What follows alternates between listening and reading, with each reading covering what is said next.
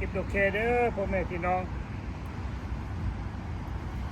มาเก็บดอกแคน้ำกันเด้อFCมีกินเลยติมีกินเลยเด้อมีกินนะจ้าอันนี้ดอกอันนี้บางคนเขาจะก็บ่กินน่ะก็อย่าเอาหัวมันเลยอย่าเอาหัวมันเลยเอาเก็บเอาหัวมันเพาะเนาะเอาหัวมันบ่แซ่บไม่เอาเป้าเลยไปถ่ายกล้องพี่พี่น้องเบิ่งเราโบเป็นลายตาเด้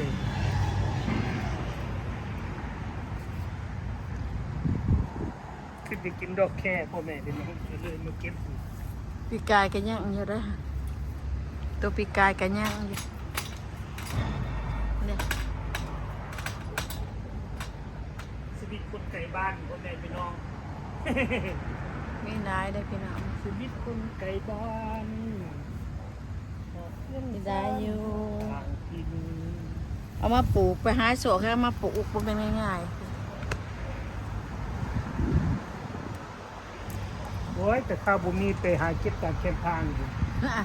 เมียดีได้แบกหนาไปคว้าบัวเอาได้อยู่รถเด้เมียแบกหนาไปหาเก็บพวกขับรถเมียก็แบกหนาไปลงต้นเห็นบีบแก่ใจปิ๊ดตาอายก็อย่างนี้ไปความอยากได้ความอยากกินนี่มีลายต้นมักใหญ่เลยพี่น้องตะกี้กาบ้านน้อยๆนึงละเป็นใหญ่แล้วเอามันมีแต่ขางเดียวหรือว่าพระเท้าขางนั้นบ่มีบ่นี่เอาเถาเนี่ยเอาบักถั่วเนี่ยไปตำกินเลยโอ้มันหนึ่งมาเหือนตัวนี้มันชิฮักตัวในไม้นี่นะโอ้ยลมผัดอันนี้ขอตัวอันนี้ขอพี่น้องวันนี้ร่มได้พี่น้องร่มแห้งๆโอ้ทางนี้เอาไปมันหนึ่งไปคุณเลยว้าวันนี้สิริตัดถิ่มแท้ๆวันนี้มันจะเป็นโต๊ะร่มคุณละเรื่องเด็ดนี่นะมันชกใส่ใหม่ฮักกันเนี่ยใหม่ฮักเยอะเลยบนลมพี่น้องป้าตัวเบิ้งเลยกุกอันไหนคอยเป็นเตอไปเลยแต่ประกาศคอยเป็นเตอไปเลยวันนี้มันลมแห้งหรือพี่น้องคุณน่ะพวกเรื่องมากุกใหม่มันปิวมันลมลมแห้งดีเลยมันนี่นะนี่เป็นเพราะเท่าพวกแน่กุกกันบานนี่อันกุกเฮ้ยมานี่กุกแค่มันหนึ่งเด้อฮะจิรตัดทีมเด้อฮะน่ะไม่ฮักตีโอ้หนึ่งอ่ะหนึ่งได้จิรตัดแล้วนั่นเชิดเป็นบริตัดแต่ที่รักมาพังเติมตัดออกตัดออกบ่ได้กินแล้วเฮ้ยบ่กินมันแล้วเฮ้ยเนาะตัดออกเอาในอื่นมาปลูกใส่ได้ป่ะโอ้ยไปเสียดายแบบนั้นนะแถวมันหกจังหวัดได้โปะตัดถิ่มก็ได้ก็อยากแล้วอยากมันก็มีอยู่ปลูกไม่มึงโดนลมแห้งพี่น้องมันสิลมแล้วกกดอกแค่นี่มันหนึ่งมันใบมันลายเนาะเท่าเนาะใบมันลายมันปาดล่มกับทางไปค่ะ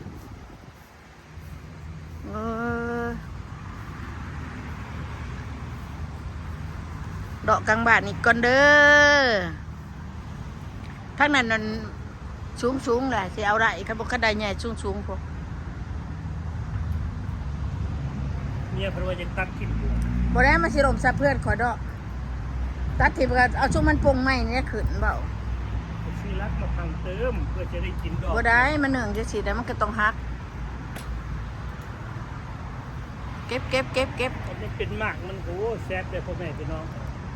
หมากมันมักกินนะกับป่นกับแจ่วกับลาบแซ่บอยู่ข้าเจ้าเห็ดสุกกับแซ่บได้พี่น้องเห็ดสุกเห็ด ป่าเราเห็ดชุบเลยพ่อเฒ่าคือพ่อตังเอาตัวตังมาใส่ว่ะ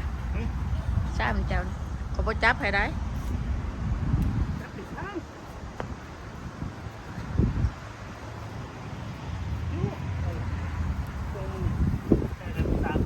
ตัวหน่อยบ่แสบได้พี่น้องดอกจูมันบ่แสบได้เนาะบ่แสบมันจะแข็งเอาดอกบานมันแสบเนี่ยคุณว่าจะตัดทิ้งไม่ติดได้หรอตัดเอาไว้นอนรูปมันผิดอ่ะจะตัดทิ้งแล้วมันใบร้ายแล้วบ้านนั้นมันสิจับใช้เฮือนถ้าพระหุนทางก็จะมาเช็ดพื้นเช็ดไฟ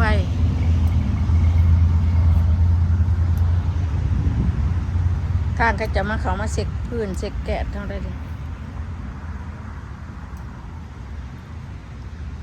จักเป็นยังในเฮือนกระดอยนี่บางนู้นคล้องปลูกกันนะนี่ครบจักยังตัวอีแพวจักเป็นยังตัวเป็นยาพี่ดองนี่ได้กระพักแพวนี่ปลูกใส่หมอนี่หมอหนึ่งนะเดี๋ยวสิไปถ่ายเบิ่งหมอหนึ่งคอยโมแมนคอยบอกเด่นแน่ใช่พ่อเดือนหัวพ่อเดือนหัวหมอหนึ่งเนี่ยนะจะเป็นเขาขายเอาเงินเอาข้ามแท้ๆพี่น้องเบิ่งดูนี่นี่เอาไปถิ่มแน่ได้ส่วนหนึ่งนี่นะนี่ไม่เจ้าหน่วยจะว่านี่นะหมอหนึ่งหัวทั้งนั้นนั่นนี่นะหน่วยใหญ่หน่วยหนอนหัวเบิดนี่นะจะเป็นเขาขายเอาเงินเอาข้ามไม่ดีพอเห็ดกระดิ่งกี่ตัวกี่แตกกระตะกระหมอบ่แม่นว่าหมอถือได้นี่ก็กระซื้อมาในหน่วยนึง$40เพิ่นได้นี่นะหมอนี่นะก็จังสอดเชยนะนี่สอดจริงปิ่งเดียวนะ2หน่วยซื้อแบบนี้นะใช้ผู้หน่วยหนึ่งของเอาไปถิ่มแล้วว่าอยู่ไหนเนาะกลางซื้อมา$40ปลายเช็ดอันเนี้ยเอาตรงน้ำใบนี่ดิพี่น้องน้ำพ้นตกบ้านมาก่อนมาข่อยจะใหญ่เลยข่อยจะเก็บไปมาสะกวดนะเก็บมาขัวกินก็มีหมูมีไก่ล่ะเก็บมาขัวกินได้ถามบอกถั่วตำอ่ะก็อยากตำเต้าเก็บไปตำพ่อตำเลยนะชิตัดแต่ชิไฮต้นนั่นเนี่ยบักถั่วนี่ขืนใช่ละก็ได้เก็บดอกมันก่อนปีนี้นะเก็บดอกมันซะก่อน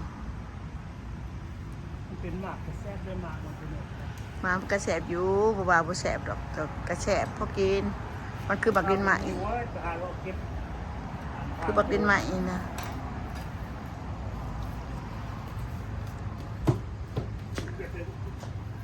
มันดูร้ายภาษาคันมันโลกแล้วมันนั่นอันตรายได้เจ้า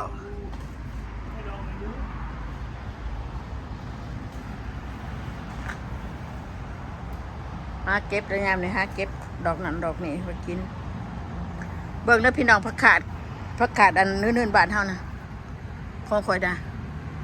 ลูกมาเอาเครื่องเนี่ยยุ่มก็เท่าคุดให้เครื่องนึงยุ่มเขาไม่ได้ข่อยคุดให้ลูกยุ่มปรับมาคาดบ้านเท่าเด้อพ่อแม่พี่น้องใบออมกินแซ่บๆเลยผักไผ่ก็มีผักขาดก็มีผักอันหนึ่งก็มีเท่าออมนะจืดยังมาออมกินด้วย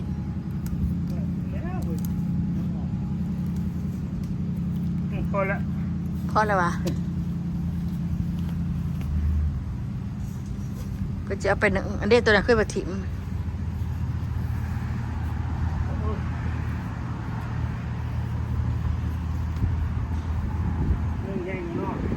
ว้ายมันสิลมมือได้บ่หูมือมันหักนะใหม่เนี่ยใหม่ครับใหม่ใช่อันรักมันเนี่ยพอดีนะมันสิถือพักเชื้อในมุนบ่ได้เท่าโอ้อย่าไปดึงจากซันมุนบ่ได้พักขอแท้นี่นะ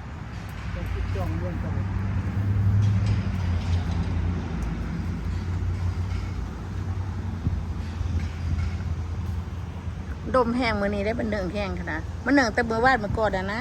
เอาบ่ได้เบิ่งเราเท่าเนาะพอละพอแบบนี้กินเอาตั้งนั้นเก็บบ่ได้มันเคินขึ้นนะมันเดืองมาผีเบิดล่ะไปพูดเห็นบอกยับไปเอาพอ เอาโอเคเด้อพ่อแม่พี่น้องมาเก็บดอกแคให้ FC เบิ่งดอกแคอยู่เมืองนอกมันมีสีแดงได้สีแดงต้นมันก็เป็นเครือลามไปทุกทิศตัวแดนมุ่นไปเบิดตามนี่ตาม อันนี้ป้าไปนี่ด่ะ เออ คือบอกเอาตัวนั้นออกมาไว้ โอเคเขาบ่เข้าใจ อยู่ดีไม่แห้งพี่น้องบาย